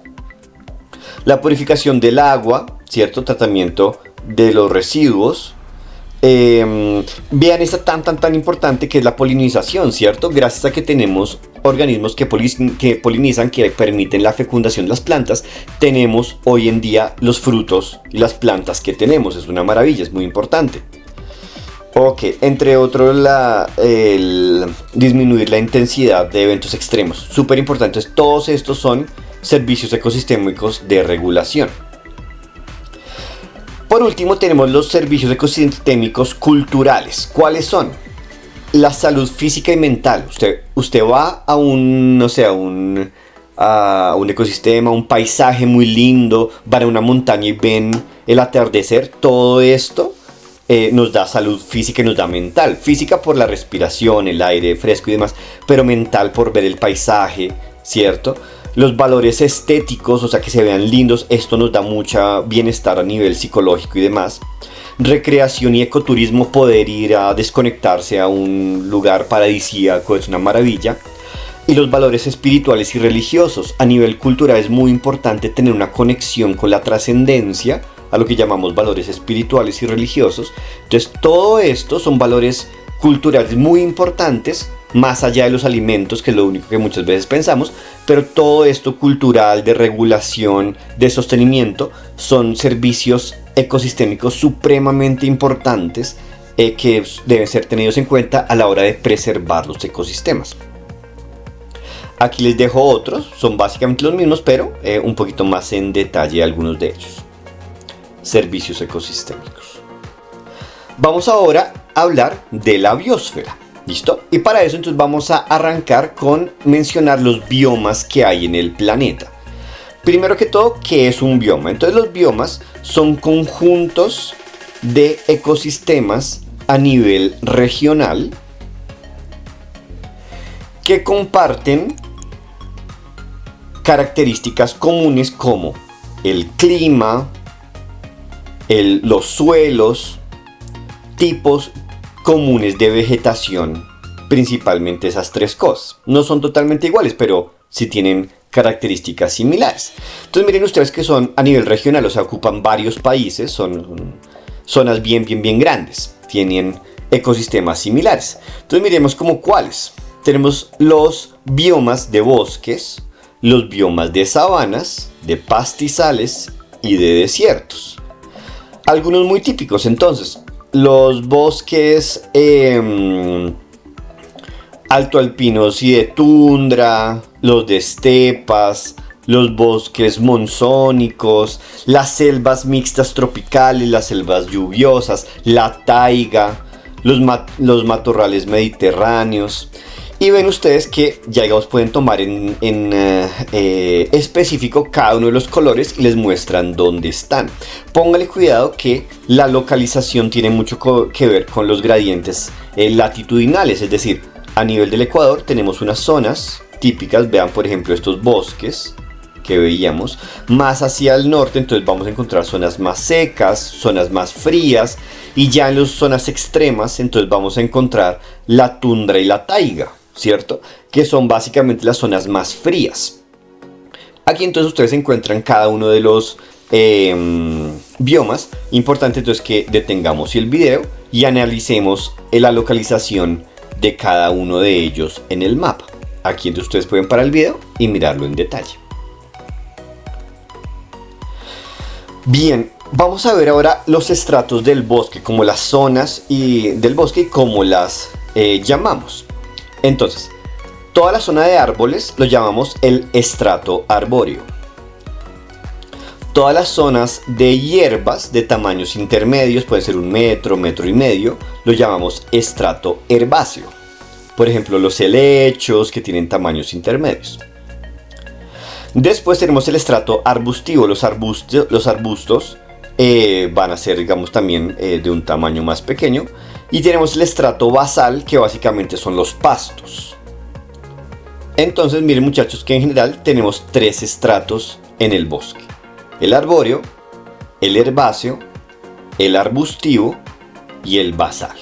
Basal, repito, los pastos, la zona más basal. Los musgos, las hepáticas, que son también briófitos, son como plantas más sencillas biológicamente hablando. Listo, también podemos estratificar el bosque entonces de esta zona. Si estamos mirando en los estratos forestales, o sea en el bosque, podemos dividir de forma vertical el bosque en varias zonas. Entonces tenemos la zona de copas, que es la zona más alta, también lo llamamos el dosel, ¿cierto? La más alta. Más abajo tenemos la zona de copas inferior, que son los árboles de tamaños intermedios, entre los más altos y los más bajos.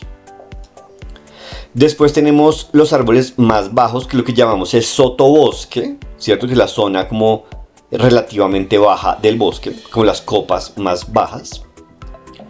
Más abajo entonces tenemos el estrato arbustivo, ¿cierto? Ya lo dijimos ahorita, el estrato herbáceo, ¿cierto? Y después estaría el estrato basal, que sería el pasto. Debajo del pasto tenemos la capa de materia orgánica, que es una gran cantidad pues, de materia orgánica que está en descomposición y que está generándose pues, el reciclaje de esa materia. Muchas veces compuesto en esta zona intermedia por hojarasca, ¿cierto? Esas hojas que van cayendo y se van degradando. Y aquí un poquito recordar los eventos de sucesión que veíamos en un video anterior, ¿cierto? Un poco la sugerencia pues a revisar esos videos anteriores donde se explica un poco más en detalle los eventos de sucesión ecológica. Asimismo, entonces en la selva tenemos estratos y vemos aquí entonces los estratos ya sean arbóreos y demás, un poquito para que ustedes puedan profundizar. Simplemente mencionar como adicionar las zonas de enredaderas leñosas o lianas, que serían todas estas zonas que tenemos esas enredaderas. Y llamamos epífitas a las plantas que crecen sobre otras plantas. Entonces miren que esta bromelia, por ejemplo, crece sobre este árbol. No necesariamente son parásitos, ¿cierto? Hay algunas que no son parásitos como una bromelia. Epi quiere decir encima de, fitos quiere decir planta. Entonces, epífita quiere decir que vive sobre otra planta.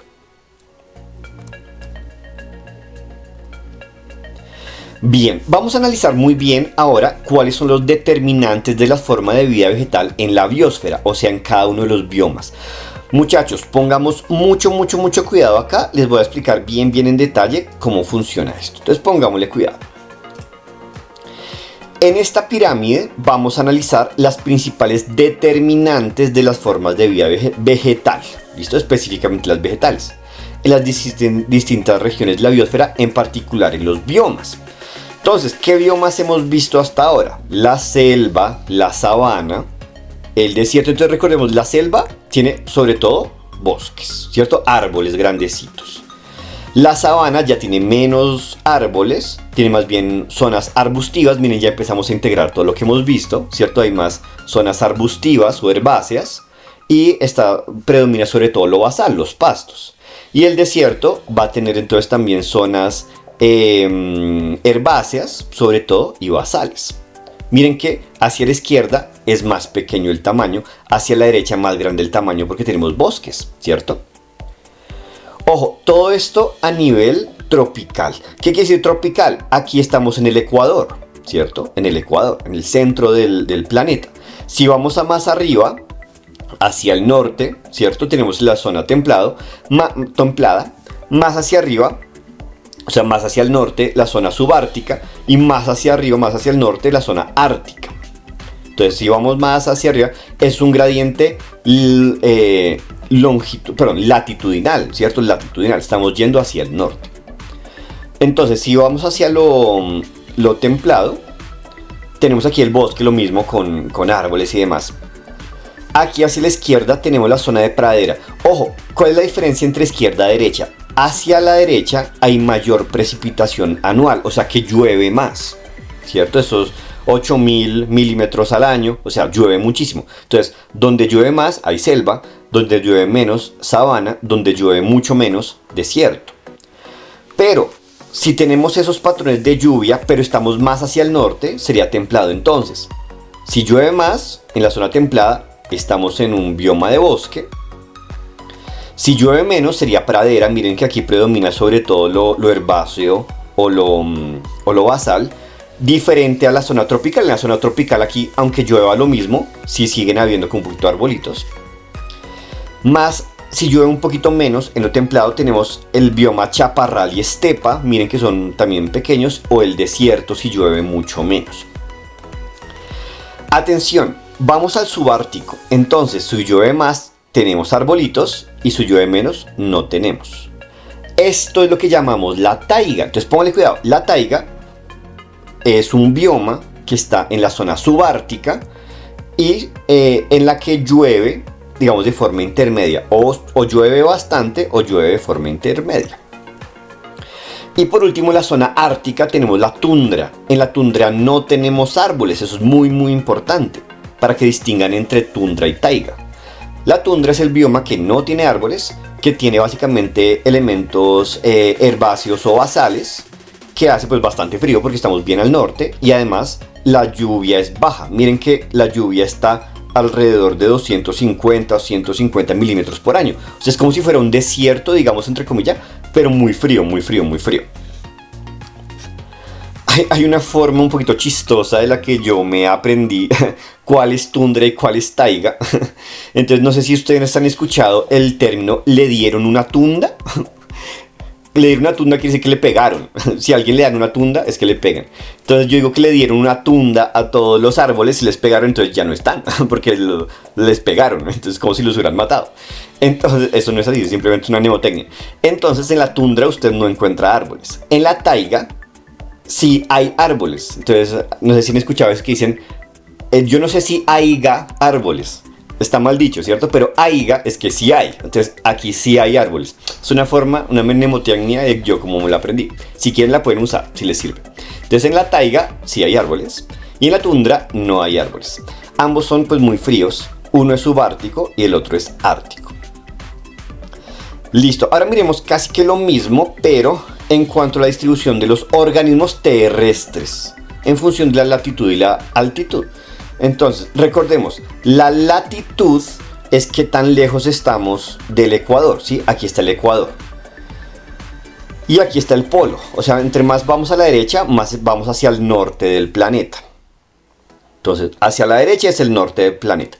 Y hacia arriba es la altitud. Entonces, 0 metros, ditud, 1000 metros, 10.000 metros, 5000 metros, ¿sí? Aquí es como una montaña. Entonces, esto es una montaña y hacia la derecha es el polo. ¿Sí? Aquí está el hielo polar. Entonces, si estamos en esta zona hacia el ecuador y estamos hacia abajo, estamos en la selva lluviosa tropical. Si vamos más hacia arriba, tenemos el bosque templado, más arriba la taiga y más arriba la tundra. Y miren entonces que aquí les muestro en relación al polo si tenemos árboles, si tenemos hierbas o si tenemos un pico de nieves donde ya pues hace más frío. Entonces aquí podemos comparar y saber cómo serán los organismos en cada zona.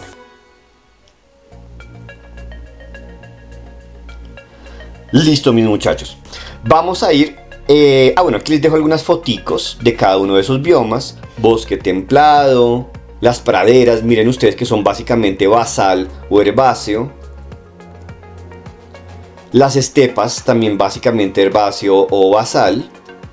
Las sabanas, que tenemos básicamente pastos también, aunque también hay algunos árboles, hay algunos arbustos también.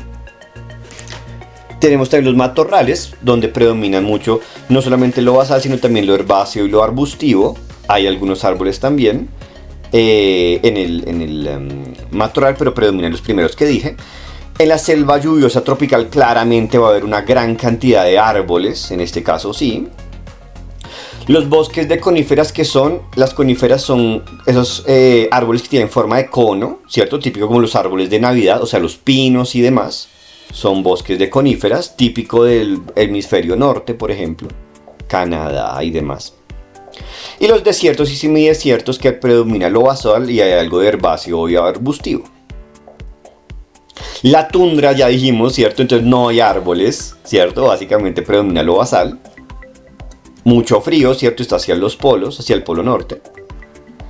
Y ya, aquí les dejo unos datos que el que quiera profundizar para el video y mirarlo, de cómo se distribuye la biomasa de las partes verdes o las raíces o el suelo, la biomasa elevada o subterránea en cada una de los biomas. Tundra, taiga, sabana y demás. Vean ustedes que tienen distribuciones diferentes. Claro, deben estar los vegetales adaptadas sus partes, tener más raíces o más hojas dependiendo del frío y la lluvia a la que se vean enfrentadas. Ahí lo dejamos. Selva tropical, bosque deciduo y demás. Vamos a hablar ahora de los ecosistemas asociados a cuerpos de agua.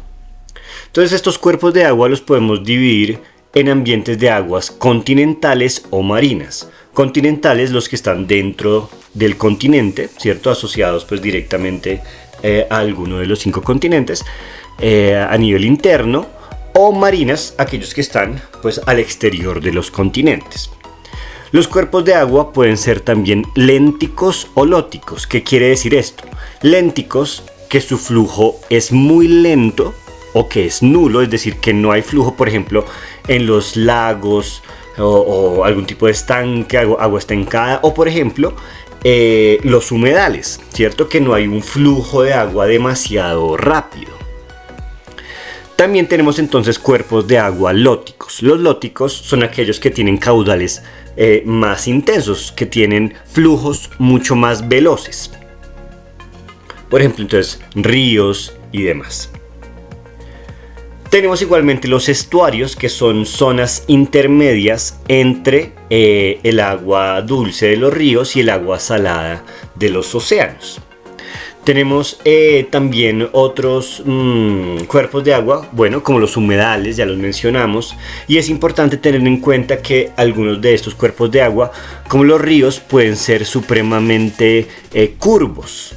El ser muy curvo es una característica que llamamos que es muy meándrico. Entonces, meándrico es que ese cuerpo de agua tiene bastantes curvas, y así entonces puede tener una mayor área sobre la cual está influyendo pues el drenaje del agua que allí contiene. Hablamos del delta, que es toda esa zona de influencia del río donde baña ese río o ese cuerpo de agua la tierra a su alrededor. Entonces toda esta zona, como en rosado claro, sería el delta de este río en particular. Bien, vamos a ver ahora las diferentes zonas que encontramos dentro de un cuerpo de agua léntico. Es decir, que su flujo es muy bajo, ¿cierto? Que su caudal no es muy alto, es decir, que es agua más bien o aposada, o que tiende a estar más bien en el mismo sitio, sin un movimiento demasiado rápido hacia alguna zona en particular. Entonces, si este es un lago o un humedal, por ejemplo, entonces vamos a tener la zona costera, ¿cierto? Aquí donde está más cercano a la tierra firme, y después entonces vamos yendo cada vez a la zona más profunda. La zona más profunda de todas es lo que llamamos el bentos. El bentos es lo que está ya directamente en contacto con la tierra, ¿cierto? Mientras que la zona más abierta, ¿cierto? Es decir, la zona del cuerpo de agua con la columna de agua más alta, ¿cierto? La zona más lejana a la costa es lo que llamamos la zona limnética. Vamos a ver entonces un poco de vegetación costera arraigada, es decir, que tiene sus raíces aquí en el suelo, y vemos perifitón. El perifitón van a ser todas esas plantas, ¿cierto? Fitón hace referencia a vegetal, a planta, y peri, que está en la periferia de ese cuerpo de agua. Entonces son plantas normalmente enraizadas aquí a la costa. Vemos también plantas flotantes. Ojo, estas plantas de aquí no están enraizadas y por ende son conocidas como plantas flotantes. El nombre técnico de ellas son pleuston con P. Diferente entonces al plancton. Plancton ya habíamos dicho que son microorganismos que están aquí en la columna de agua y que son llevados por la columna de agua. Decíamos que ellos no pueden nadar a voluntad grandes distancias. Cosa diferente al nécton. El nécton son aquellos animales que sí pueden nadar a voluntad unas distancias pues importantes. Típico, por ejemplo, de los peces. Entonces, en este caso, estos peces serían el nécton con N. Listo, aquí vemos algunos peces que son nécton, y también hay vegetación palustre, por ejemplo esta que vemos aquí en esta zona, la vegetación costera arraigada, por ejemplo. Vemos también entonces que hay una zonificación del lago o la laguna teniendo en cuenta la cantidad de luz que llega allí. Entonces, la zona más superficial, ella, digamos, va a permitir que pase la luz, pero la zona más interna, básicamente la luz ya no alcanza a llegar allí y por eso es una zona muy oscura. Decimos entonces que la zona donde sí llega la luz y es muy clara y alcanzamos a ver muy bien los organismos que están por ahí, es lo que llamamos la zona fótica, ¿cierto? zona fótica. Fótico quiere decir luz, como fotón, ¿cierto? O una foto que es pues básicamente un registro de luz. Entonces la zona donde sí hay luz se llama zona fótica. Si vamos más adentro, donde ya hay más poca luz, a esta zona la llamamos zona disfótica. Entonces disfótica porque la luz es más escasa. Y la zona más interna, donde ya no hay nada de luz, la llamamos la zona afótica. Entonces, ojo, a quiere decir no. Dis es que ya, digamos, va disminuyendo bastante. Piensen ustedes como cuando uno dice que alguien está afónico, ¿cierto? Fónico quiere decir sonido y a que no hay. Entonces, afónico es que no tiene voz, ¿cierto? Que no hay sonidos que salgan pues de su voz. A. Y una persona disfónica es que está perdiendo la capacidad de hacer sonidos, de hablar, pero la capacidad no la ha perdido totalmente, sino que está parcialmente reducida esa capacidad de hacer sonidos. Por eso la zona disfótica es que tiene una cantidad de luz intermedia, afótica que ya no hay nada de luz, mientras que donde sí hay plena luz en la parte más próxima al sol es lo que llamamos la zona fótica, fótica con F. Listo, entonces tenemos las tres zonas: zona fótica, disfótica y afótica. Ahora vamos a hablar de la cantidad de nutrientes. Si estamos en un cuerpo de agua con demasiados nutrientes, aquí yo puse 3 más, o sea que tiene muchos nutrientes, decimos que es un cuerpo de agua eutrófico. Eu quiere decir verdadero, recuerden ustedes, como eucariota y demás. Trofos quiere decir alimentación, o sea que hay una gran cantidad de nutrientes. Un cuerpo de agua eutrófico es básicamente un cuerpo de agua un poco, o más bien bastante contaminado, porque hay demasiados nutrientes, van a crecer demasiado, muchos microorganismos, pueden generar incluso un bloom, que es un afloramiento de gran cantidad de algas o microorganismos, y esto normalmente es típico de cuerpos de aguas pues contaminados, ¿cierto? O sea, con exceso de nutrientes. Mientras que cuerpos de agua más cristalinos decimos que son oligotróficos. Oligos quiere decir pocos, trofos, nutrientes. Entonces, oligotrófico es que tiene una baja cantidad de nutrientes. Estos cuerpos de aguas entonces son más cristalinos, los oligotróficos. Bien, aquí les dejo entonces un poco de información adicional, quien quiera revisar. Y vamos a continuar ahora con la zonificación, pero en los océanos. Es muy parecida, entonces tenemos la zona aquí costera, tenemos la zona más profunda, que también la llamamos el bentos, todo lo que está asociado a la plataforma continental, ¿sí? A la tierra. Vamos a tener una zona intermareal, que básicamente es la zona donde la marea puede subir o no, ¿cierto? Donde está oscilando la marea. Tenemos la zona nerítica, donde encontramos el nécton. Recordemos que el nécton son aquellos organismos que se pueden mover a voluntad por una distancia considerable, peces entre otros. Esta sería la zona nerítica, donde encontramos el nécton. Después la zona oceánica, que ya propiamente es el océano, un poco más abierto. Y allí entonces lo mismo, la zonificación respecto a la luz. Tenemos la zona fótica, la zona afótica, desde aquí ya no hay luz. Y después más abajo, más allá de los 4000 metros, tenemos la zona abisal, que es como el abismo, como la gran profundidad del mar. Toda esa zona entonces que está próxima a la plataforma continental, esta zona azul, que es básicamente el fondo, como el piso, digámoslo así, es lo que llamamos el dominio bentónico o el bentos que hablábamos la vez pasada. Aquí podemos encontrar hasta unos 10.000 metros, o sea 10 kilómetros hacia abajo. Toda esta zona de aquí es lo que llamamos el dominio pelágico, es decir, lo que da más propiamente hacia el agua, hacia la columna de agua, mientras que es el dominio bentónico que da hacia la plataforma continental. Esa es la gran diferencia. Dominio pelágico hacia la columna de agua, dominio bentónico hacia la plataforma continental.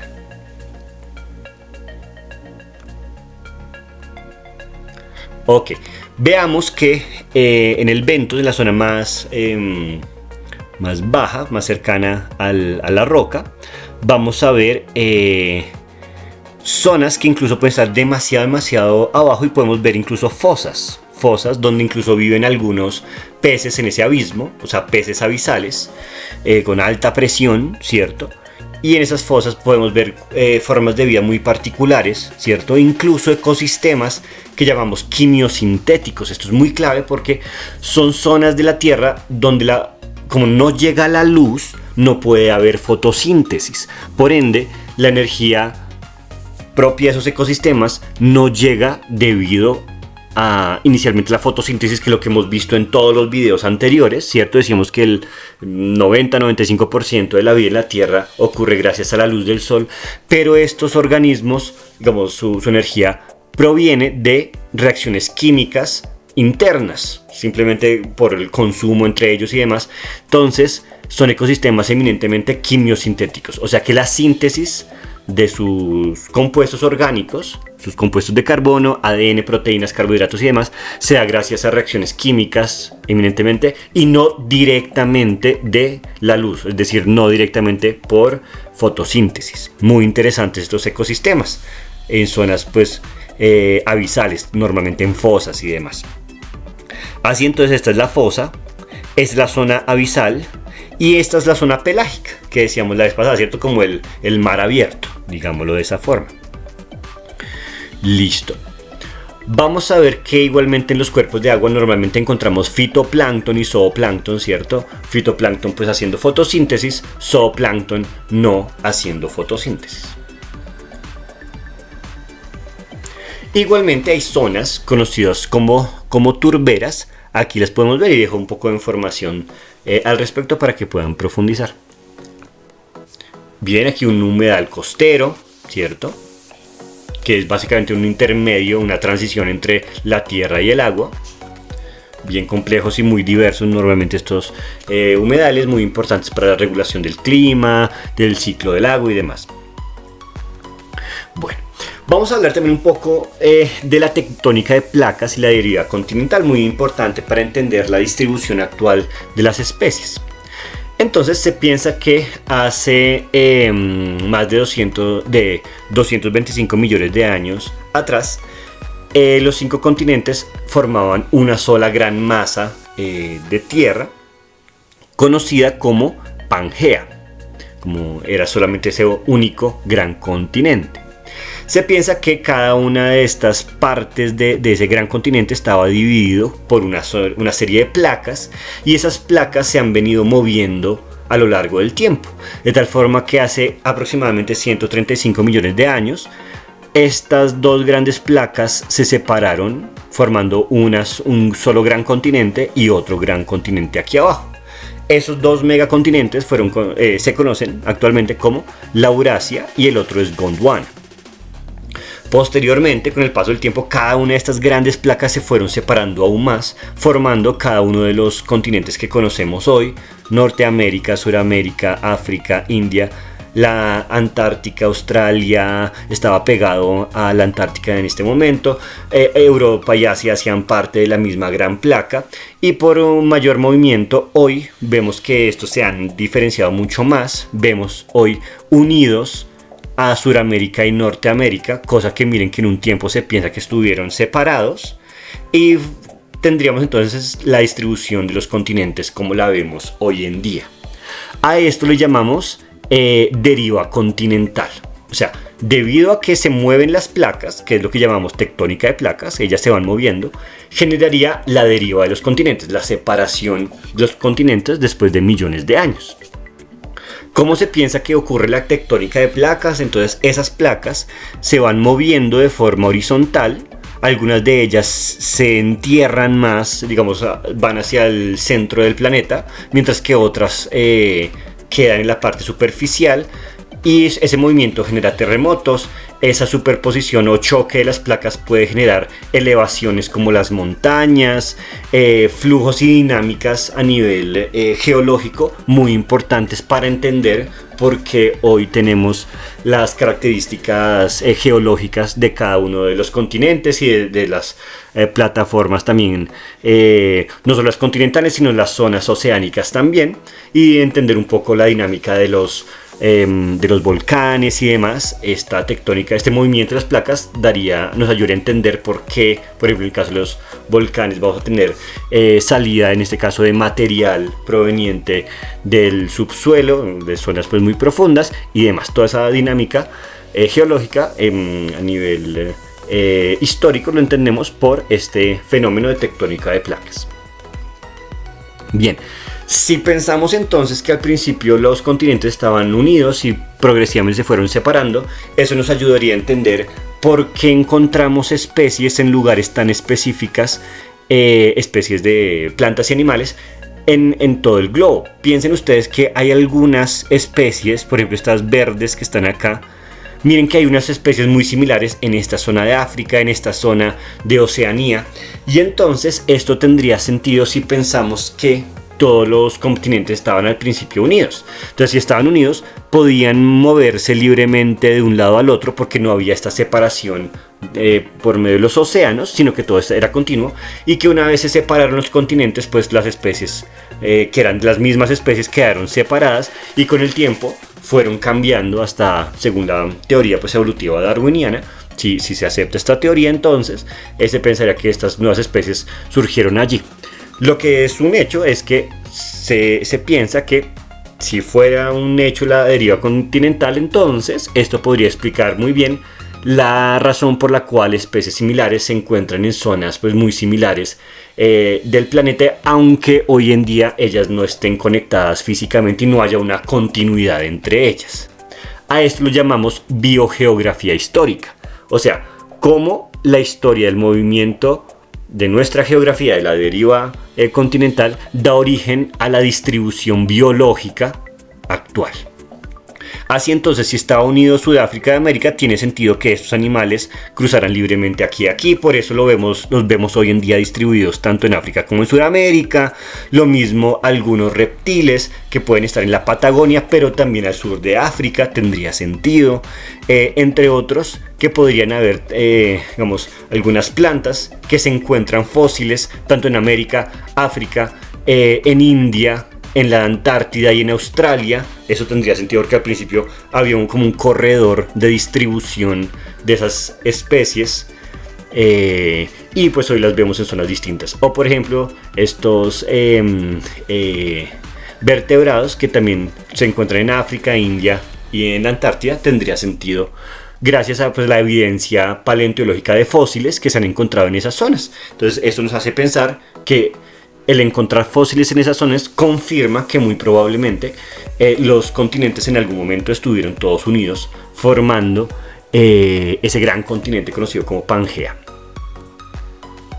Bien, por último decir que el tema de los cambios abruptos de temperatura, ya decíamos que no es algo único de la actualidad, sino que ya hemos tenido eras de hielo, por ejemplo las glaciaciones, ¿cierto?